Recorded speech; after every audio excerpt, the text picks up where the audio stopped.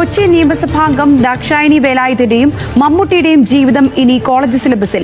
മഹാരാജാസ് കോളേജിലെ സിലബസിലാണ് ഇരുവരുടെയും ജീവിതം പഠിപ്പിക്കുന്നത്. കൊച്ചിയുടെ പ്രാദേശിക ചരിത്രം എന്ന പേപ്പറിൽ ദാക്ഷായണി വേലായുധനെക്കുറിച്ചും മലയാള സിനിമയുടെ ചരിത്രം എന്ന പേപ്പറിൽ മമ്മൂട്ടിയെക്കുറിച്ചും പഠിപ്പിക്കും.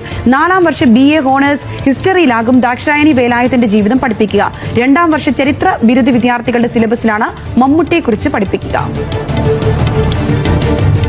കോളേജിലെ ഡിഗ്രി അഡ്മിഷൻ എടുക്കുന്ന എല്ലാ വിദ്യാർത്ഥികൾക്കും പഠിക്കാവുന്ന രീതിയിൽ മൈനർ കോഴ്സായിട്ടാണ് അത് വച്ചിരിക്കുന്നത്. അതിൽ ഇവിടെ നമ്മുടെ കൊച്ചിയുമായി ബന്ധപ്പെട്ട് പ്രവർത്തിച്ചിട്ടുള്ള സാമൂഹിക പരിഷ്കർത്താക്കളെയും ചിന്തകരെയാണ് ഉൾക്കൊള്ളിച്ചത്.